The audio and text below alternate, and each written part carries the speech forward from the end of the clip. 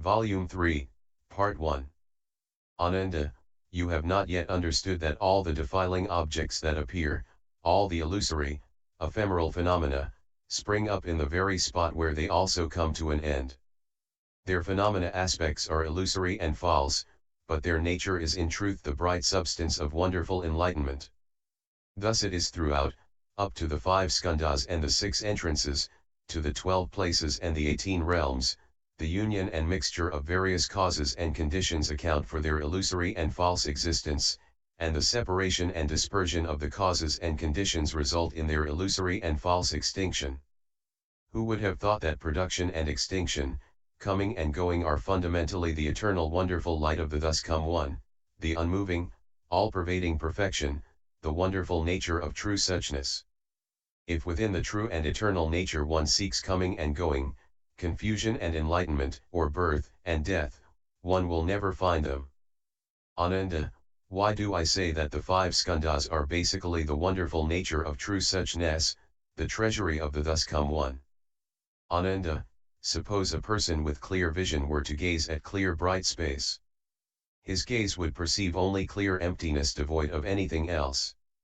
Then if that person for no particular reason fixed his gaze, the staring would cause fatigue. Thus in empty space he would see illusory flowers and other illusory and disordered unreal appearances. You should be aware that the form skandha is like that. Ananda, those illusory flowers did not originate from space nor did they come from the eyes. In fact, Ananda, if they came from space, coming from there they should also return to and enter space. But if objects were to enter and leave it, space would not be empty. And if space was not empty, then there would be no room for it to contain the flowers that might appear and disappear, just as Ananda's body cannot contain another Ananda. If the flowers came from the eyes, coming from them, they should also return to the eyes. If the image of flowers originated in the eyes, then they themselves should have vision. If they had vision, when they went out to space, they should be able to turn around and see the person's eyes. If they didn't have vision, then in going out, they would obscure space and in returning they would obscure the eyes. But when the person saw the flowers, his eyes should not have been obscured. But on the contrary, isn't it when we see clear space that our vision is said to be clear? From this you should understand that the form skandha is empty and false. Fundamentally its nature cannot be attributed to either causes and conditions or spontaneity. Ananda, suppose a person's hands and feet were relaxed and his entire body was in balance. He was unaware of his life processes to the point that he experienced neither pain nor pleasure. Then for no particular reason that person might rub his hands together, creating the illusory sensation of friction and smoothness, cold and warmth, and other sensations. You should be aware that the feeling skandha is like that. Ananda, that imaginary contact did not originate in the surrounding air nor did it originate in the palms. In fact, Ananda, if it had come from the air, since the contact affected the palms, why didn't it affect the rest of the body? Nor should the air select what it comes in contact with. If the sensation came from the palms, there would be no need to rub the palms together to experience it. Besides, if it came from the palms would experience it when joined, but when they were not joined, the sense of contact should return into the palms. And in that case, the arms, wrists, bones, and marrow should also be aware of its course of entry. If you insist that the mind would be aware of his leaving and entering, then the contact would be a thing in itself that came and went in the body. What need would there be to wait for the palms to be joined to experience it and identify it as contact? From this you should understand that the feeling skandha is empty and false. Fundamentally its nature cannot be attributed to either causes and conditions or spontaneity.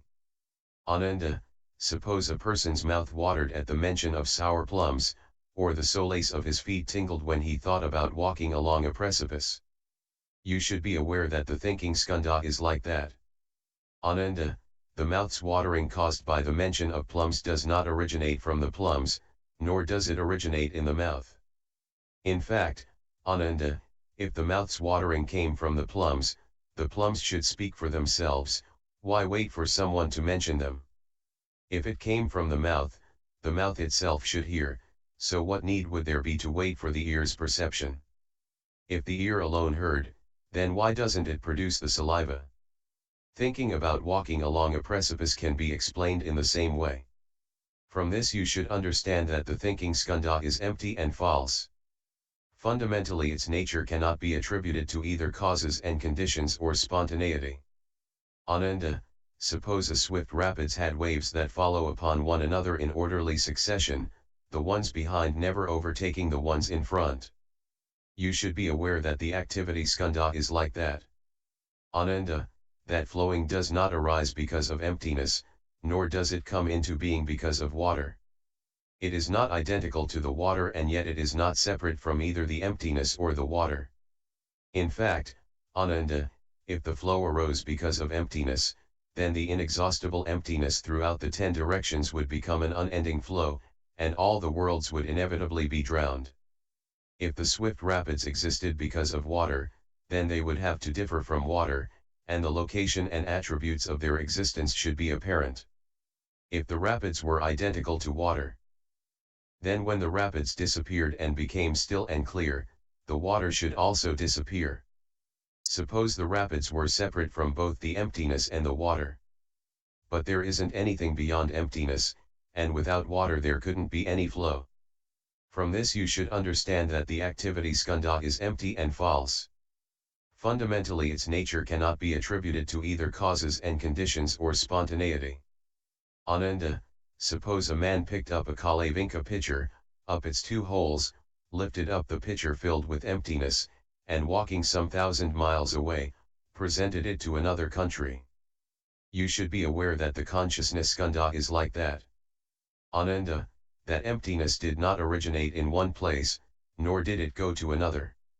In fact, Ananda, if the emptiness were to come from one place, then, when the stored up emptiness in the pitcher was carried elsewhere, there should be less emptiness in the place where the pitcher originally was. And if it were to enter the other region, when the holes were unplugged and the pitcher was turned over, one would see emptiness emerge. From this you should understand that the feeling skandha is empty and false. Fundamentally its nature cannot be attributed to either causes and conditions or spontaneity. Furthermore, Ananda,